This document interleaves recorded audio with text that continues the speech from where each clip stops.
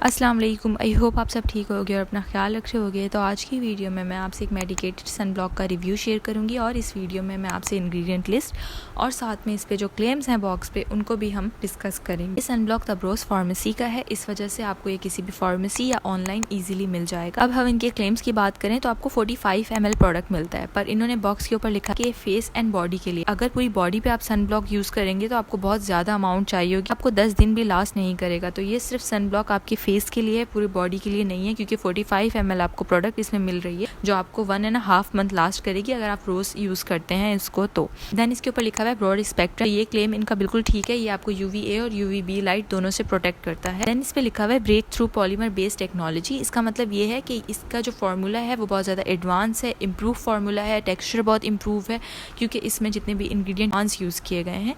तो ये third claim जो है रिलेटेड है इनके इंग्रेडिएंट लिस्ट से। देन इसके बाद इन्होंने मेंशन किया हुआ है PA विद 3+ रेटिंग। PA का मतलब ये होता है कि आपको UVA रेज से कितनी प्रोटेक्शन मिलेगी, और वहाँ पे सिर्फ 1+ अवेलेबल है, इसका मतलब बहुत कम मिल रही है। पर यहाँ पे 3+ अवेलेबल है, इसका मतलब हाई प्रोटेक्शन आपको मिलेगी UVA रेज से। देन उसके बाद नीचे लिखा हुआ है UVA और UVB प्रोटेक्शन। तो बिल्कुल ऐसा है, UVA और UVB से दोनों से आपको बहुत अच्छी प्रोटेक्शन मिलेगी। देन उसके बाद नीचे SPF 60 लिखा हुआ है। SPF का मतलब ये होता है कि सन प्रोटेक्टिंग फैक्टर, और SPF जो है हमें प्रोटेक्ट करता है UVB रेस से। अब UVA और UVB रेस में ये फ़र्क है, A रेस रिस्पॉन्सिबल होती है एजिंग के लिए और UVB रेस रिस्पॉन्सिबल होती है बर्निंग के लिए। जो आपकी स्किन बर्न हो जाती है, सन बर्न हो जाता है, वो UVB रेस से होता है। इसलिए जो हमें SPF है वो अपना 30+ लेना होता है कि मैक्सिमम प्रोटेक्शन मिल सके। इस सन ब्लॉक में आपको SPF 60 मिल रहा है, तो ये बहुत अच्छा है। देन नीचे लिखा हुआ है डर्माटोलॉजिस्ट टेस्टेड, क्योंकि एक फार्मास्यूटिकल प्रोडक्ट है तो इस पर ये क्लेम इन्होंने दिया हुआ है। देन सबसे पहला जो इंग्रेडिएंट है वो है एलोवेरा। एलोवेरा बहुत अच्छा इंग्रेडिएंट है और एक नेचुरल सनस्क्रीन भी इसे कहा जाता है। देन एलाटोनिन मौजूद है। एलाटोनिन जो है हमारे पास राइस के अंदर अवेलेबल होता है, जो हमारी स्किन को ब्राइटन अप करने के लिए, सूद आउट करने के लिए बहुत हेल्प आउट करता है। इसके बाद थर्ड पे जो इन्होंने इंग्रेडिएंट दिया हुआ है ऑक्टाइल मिथॉक्सीसिनामेट ऑक्सीबेंजोन। ये जितने भी इंग्रेडिएंट हैं ये सारे के सारे केमिकल फिल्टर हैं, तो इसमें अंदर केमिकल फिल्टर भी हैं। देन अगर लास्ट में आप बिल्कुल नीचे देखा जाए तो इसके अंदर टाइटेनियम डाइऑक्साइड भी है और जिंक ऑक्साइड भी है। तो इसका मतलब ये है कि ये हाइब्रिड सनस्क्रीन है, इसमें केमिकल और मिनरल फिल्टर्स दोनों हैं, या फिजिकल फिल्टर बोल रहे हैं आप। जो टाइटेनियम डाइऑक्साइड और जिंक ऑक्साइड है ये आपकी स्किन के अंदर एब्जॉर्ब नहीं होते, ये आपकी स्किन के ऊपर एक लेयर बना देते हैं और जिस वजह से हमारी जितनी भी रेज होती हैं वो इंटर नहीं हो पाती। जबकि ऑक्टाइल मिथॉक्सीसिनामेट या ऑक्सीबेंजोन जो है केमिकल फिल्टर हैं जो आपकी स्किन के अंदर एब्जॉर्ब हो जाते हैं, तो इसलिए इनको ज़्यादा अच्छा नहीं समझा जाता और फिजिकल फिल्टर्स को ज़्यादा अच्छा समझा जाता है। बट इस सनस्क्रीन के अंदर फिजिकल फिल्टर जो है बहुत लास्ट में दिए गए। जो ये ऑक्टाइल मिथॉक्सीसिनामेट है इसकी हिस्ट्री कुछ अच्छी नहीं है, क्योंकि काफ़ी रिसर्च ये कहती है कि ये जो है कैंसर कॉजिंग भी है और ये आपके हार्मोन को भी डिस्टर्ब करता है। इंग्रेडिएंट की हिस्ट्री जब अच्छी ना हो तो थोड़ा एहतियात ही करना बेहतर होता है।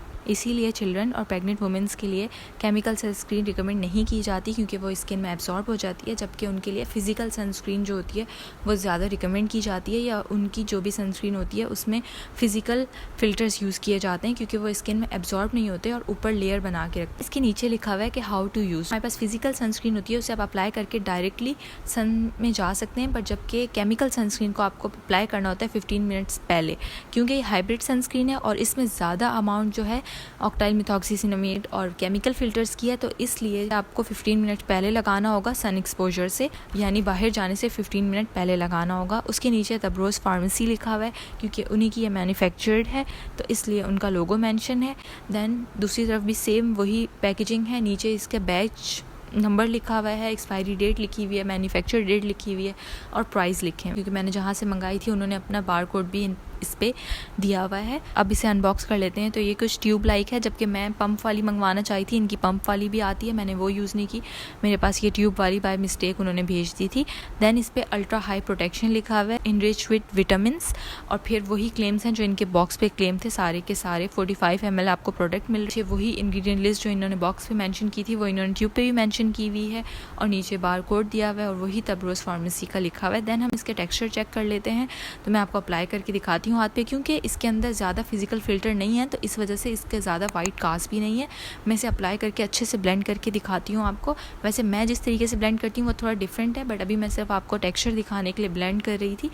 जैसे मैं ब्लेंड करती हूँ वो मैं ये करती हूँ कि मैं थोड़ी प्रोडक्ट ले लेती हूँ और उसको टैप टैप करती हूँ फेस पे, इस तरीके से। तो जब आप इस तरीके से आप करते हैं तो आपको ईजिली बिल्डअप भी कर सकते हैं प्रोडक्ट को, और साथ में अच्छे से एरिया भी कवर हो जाता है आपके फेस का। आपको पता चलता है कि कहाँ कहाँ पे आपने अप्लाई किया। तो एक बहुत अच्छा तरीका है इस तरीके की लोशनी कंसिस्टेंसी वाली सनस्क्रीन को अप्लाई करने का। इसके अंदर थोड़ी सी फ्रेग्रेंस मौजूद है, वाइट कास्ट इसका बिल्कुल भी नहीं। चीज़ मैंने नोट की इसको अप्लाई करने के बाद वो मैं शेयर करती हूँ कि ये वाटर रेजिस्टेंट बिल्कुल भी नहीं है। अगर आपने जैसे हाथ धोया, फेस धोया, आपको पता चलेगा कि आपके फेस से ये बिल्कुल हट चुकी है, आपके फेस से ईजिली हट जाएगी।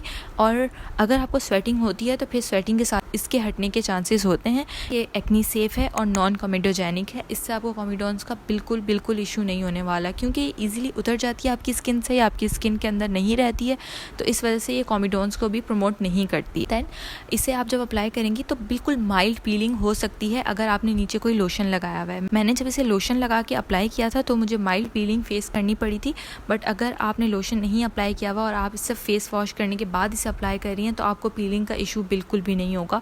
ये स्किन पे इजीली एब्जॉर्ब हो जाती है, आंखों के पास बिल्कुल इरिटेशन नहीं होती। आपको इसको अप्लाई करने के बाद फेस की किसी भी एरिया पे कोई इरिटेशन नहीं होगी। तो ये इस हवाले से बहुत अच्छी सनस्क्रीन या आप सन ब्लॉक कह लें, बहुत अच्छा है। इस स्किन टाइप वालों को रिकमेंड करूंगी। तो गर्मियों में खासतौर पे हम तभी यूज़ कर रहे होते हैं सनस्क्रीन या सन ब्लॉक। ड्राई स्किन वालों को मैं रिकमेंड करूंगी, जिनकी ड्राई में सेंसिटिव स्किन है उनको मैं रिकमेंड करूंगी।